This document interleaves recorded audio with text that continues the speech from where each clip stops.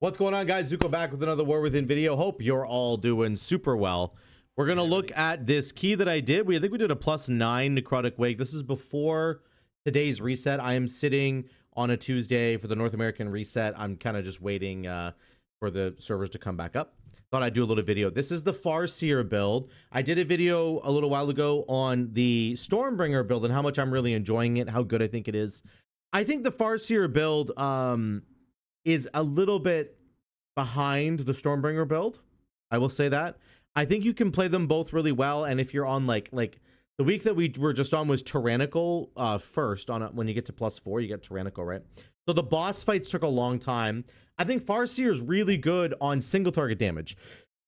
I think it can really shore up your single target damage kind of weakness while still maintaining solid AOE damage, and we're going to see that in this key. These are my talents right here if you're just wondering. That's why I'm paused here.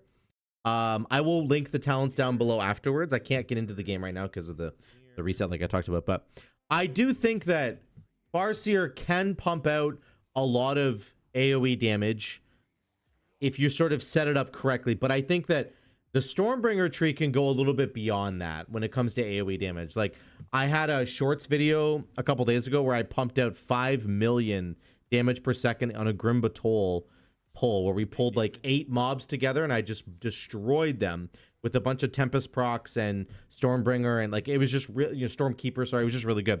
So here you can see we're lagging behind. We're doing good AOE damage. It's actually fine, but we're lagging behind these other classes, Ret Pally and Frosty K, which have outrageous, AOE damage.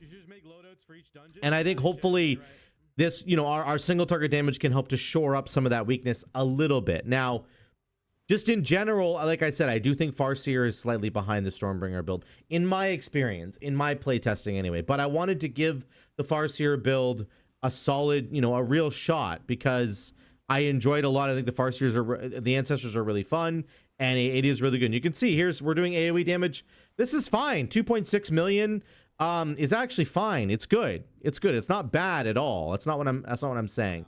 I don't want to get it twisted. I don't want to be like, well, it's only good for single target. That's not what I'm saying. It's good in AOE as well. But the Stormbringer build can just go a little bit further. That would be my main point there. Again, we're doing really solid damage here. The cool part about the Farseer build, in my opinion, right now, because of Flash of Lightning, we're cooling down like all of our abilities, right? So your Primordial Wave and your Ancestral Swiftness, those get cooled down really quickly. And so instead of them being 30-second cooldowns, they end up being like 20-second cooldowns, sometimes 15-second cooldowns, depending on how it's going. That is very fun and engaging gameplay. You get your Primordial Wave out there, and you've got your haste window with splintered elements as well. So you're constantly kind of juiced on the haste, which is really fun. So yeah, it's good. And that gameplay loop is very strong in Mythic Quest. I end up dying here, by the way. This is a +9. So watch this. This is a Tyrannical boss. I did not use any defensives here. I have 5.5 million health right now, and I died. It did 5.53 million. It did like just enough damage to kill me, which is hilarious. But just so you know, at the +9, +10 key level, you're going to die. So just use a defensive. Don't be a dummy like me. Use a defensive. My damage goes way down here, I think, because of that. But the Ret Paladin is just like absolutely destroying the meters. I think they're getting nerfed soon. I hope they don't get nerfed, honestly, because it's fine. I don't mind getting carried on some of these fights. But look at his damage. Like, the Frosty K is doing 420k. I'm doing 619, which is like kind of okay. He's doing 1.36 million. Like, what is happening?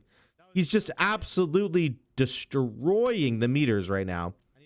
But yeah, this whole cadence of a 20-second Primordial Wave kind of cooldown plus Ancestral, I like that a lot. Your Ancestors are just up all the time, and they're slapping, and it makes your damage kind of comes down, then boom, you go up again, then you go down, then you go boom, up again. You have this kind of like back and forth going. I like it. I like it a lot, and I love the playstyle of Farseer. I think it's really good. The only thing you really need to think about is when you want to use your Farseer, your Ancestors, and obviously using them at like the very end of a pack can be pretty dangerous and not ideal. I would say you want to always just use them all the time. Don't ever stop using them. As much as possible, just use your ancestors. But if the pack is about to die, that would be about the only time I would say where you should hold your cooldowns. Otherwise, you're just never ever holding. You want to always be using your ancestors to get them going, get the damage going, because all your damage is wrapped up in your little clones doing the extra damage there. So yeah, very important there. Here's another pull. I'm going to show you a little skip we do in a second here. I've showed it on another video, but I want to make sure I show it again because it's very important. We're just blowing these up. I mean, I'm getting wrecked on the meters right now. I was mostly single targeting. I didn't do any chain lightning at all. I did all lightning bolt here until the very end of the pack, and then I do chain lightning.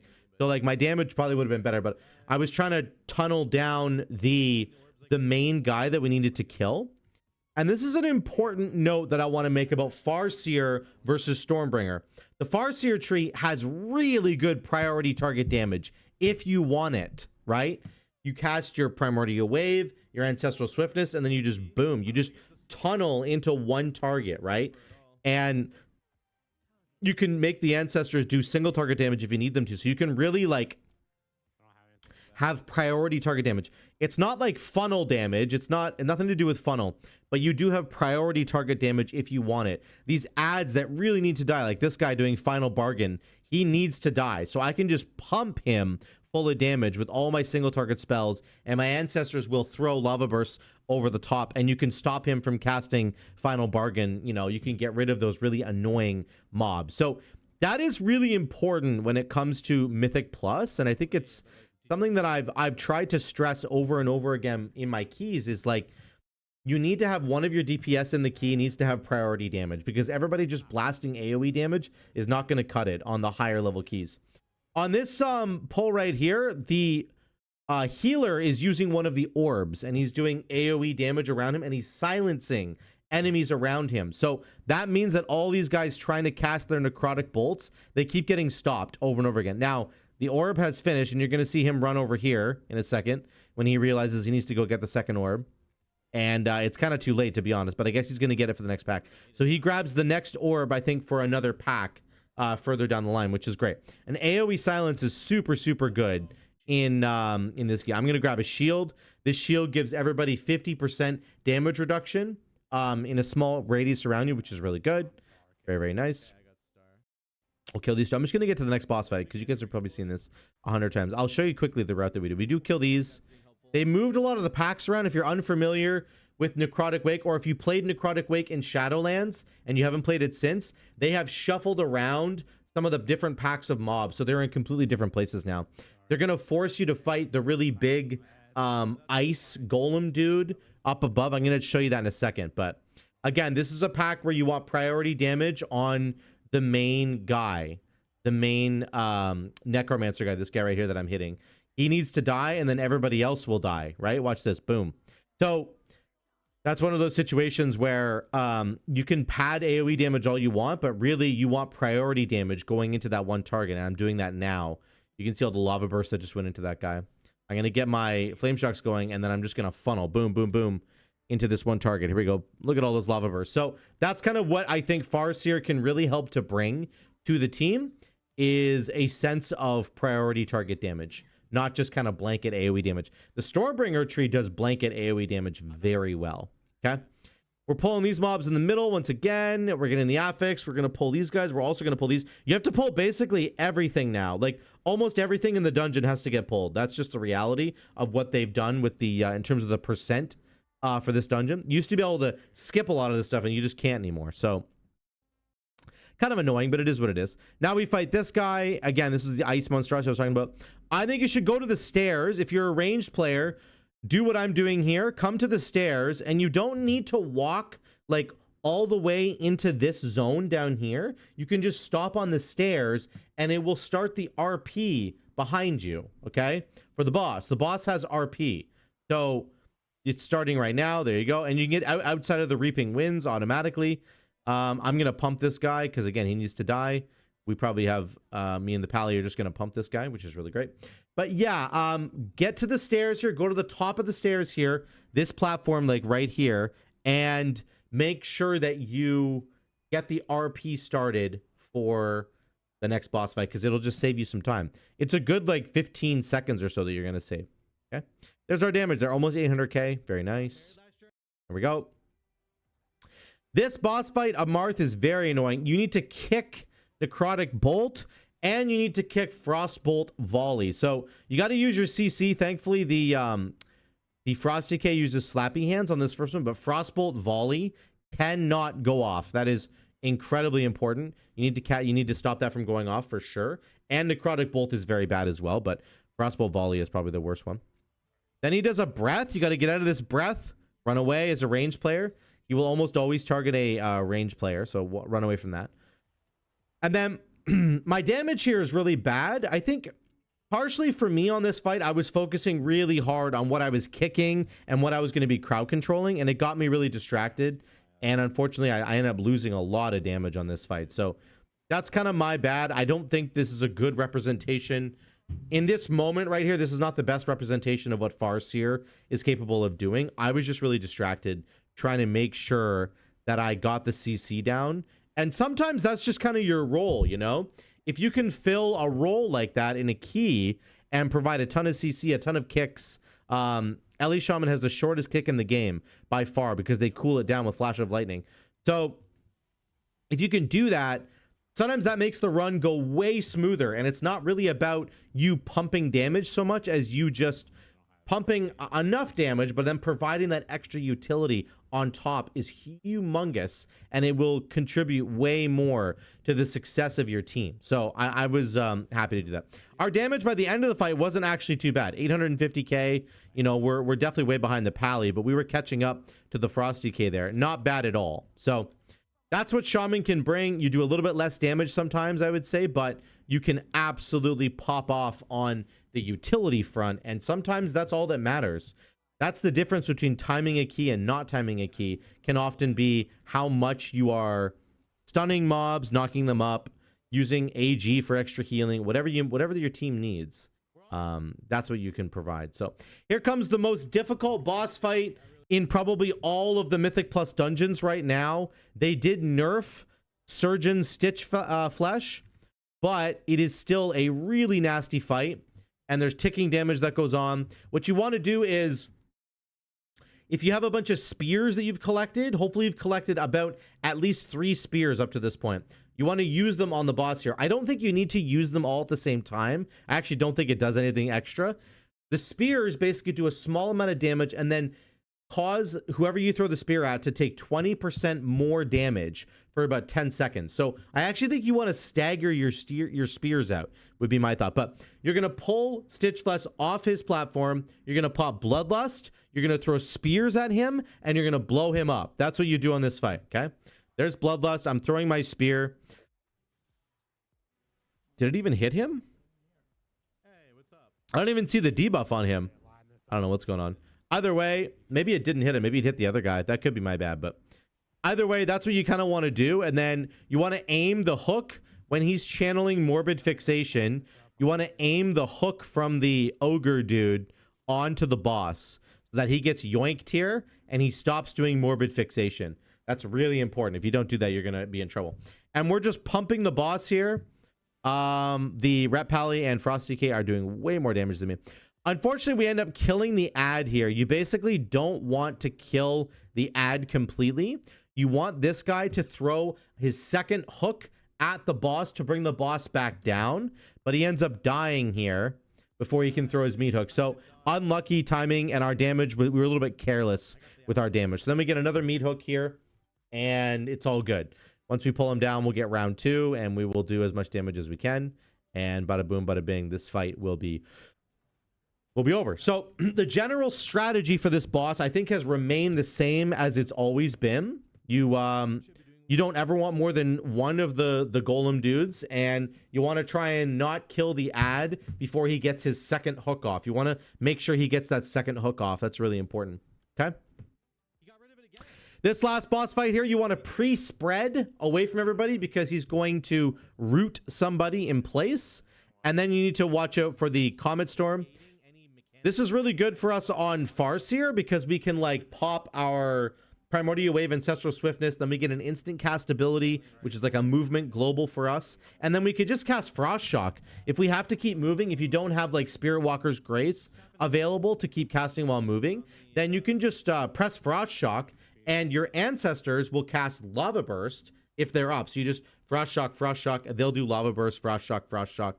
It's a nice way to maintain damage, even though you have to move while casting, which usually means you can't do anything, right? So that's the main thing I would say on this fight. We're doing a lot of damage right now because we haven't been sent downstairs yet, which is really nice. So we're pumping as much single target damage as we can. I think if the Pally had not got sent down, this fight probably would have been a lot quicker. Just kind of the way it went. But there's the next Comet Storm. We got some instant cast spells. Then we're going to get sent downstairs. I did this downstairs part pretty quickly. We used our mobility, and we absolutely wrecked this this ad here. We get some Stormkeeper action going, big lightning bolts. Earthshock, we get an Aftershock proc on Earthshock, so we get to cast Earthshock like 3 times right there. I think it was like Earthshock, Refund, Earthshock, and then I already had a bunch of Maelstrom built up, and then I just Earthshocked again. So really, really good to be able to deal with that ad really quickly. Back up to the top. We're still at the top of the DPS meters, but the Paladin is now above us because we had to go downstairs, and you know, you just lose damage there. And then we're back into a Primordial Wave. We unfortunately had a really dangerous overlap right there. The overlap was that we were dropping our puddle in the corner and we had to run from Comet Storm. So I just used my Gust of Wind to get out of the way. And then now I'm instant casting spells with my ancestors active, and we're off to the races. So that's basically the rest of the fight, and that's the whole dungeon. That's a +9 Necrotic Wake done in time with about 3 minutes to spare. So not bad at all, actually. Our damage overall was 1.02 million. We were definitely behind the other 2 DPS. Again, I would say part of that I'm going to chalk up to me not being able to focus on doing damage as much when I'm trying to get my utility down, like Cap Totem or knock enemies up or whatever the case might be. So I need to work on that. I need to get better at it. I don't think it's a perfect reflection of how good Farseer is. I could have done more damage on Farseer. I was just focusing on the utility part and not playing at that top level that I should have been playing at. But here's what our damage looks like. Chain Lightning, Ancestors right there. Boom. Earthquake, Earthshock, Primal, Storm Elemental, Flame Shock, Lava Burst. Our lightning rods down there. So pretty good. That's kind of what your damage profile should look like. Your ancestors should always be in the top 2, I would say, of your damage profile. They can either be your top damage or your second highest damage, I think is absolutely where they should be. They should not be anywhere else. If they're lower than that, then you're not using Primordial Wave and Ancestral Swiftness as often as you should be. When ancestor damage is low, it's because you are holding those cooldowns. You're holding Primordial Wave, you're holding Ancestral Swiftness, and you should not be doing that. Don't do that. Just spend them, use them. Get used to the cadence of just using them and then cooling them down with Flash of Lightning and using them again, because that's where all your power comes from. These guys are 15.3% of my damage. That's a huge amount of damage. So that's what it looks like, guys. I hope you guys enjoyed that. That is the Farseer build. It's doing lots of damage. Again, I would summarize this by saying I think that the Farseer build has a better single target damage profile versus the Tempest build, but I think in general, the Stormbringer Tempest build is just better than the Farseer build right now. It's just a little bit better. I think that's just the truth, unfortunately. So it is what it is. Take it with a grain of salt. But I've done 2 different dungeons now, and I just felt much better on the Stormbringer build. I felt like I was contributing way more damage to my team than I was on this Farseer. But now I had some pretty good competition, the Paladin especially. But at the end of the day, it's up to you. I think either one of these builds is absolutely viable in the keys that we're doing right now. Even up to a 10, up to a 12, I think it's fine. Honestly, guys, I think it's fine. So don't be discouraged at all. Play Farseer if you want to, because I think it's actually, it's just as, it's a little bit behind Stormbringer, but not by so much that it actually matters. If you get really good at playing Farseer, then your damage will be absolutely fine. Okay, I promise you guys, it'll be absolutely fine. Okay, that is it for me. Thank you guys so much again for watching.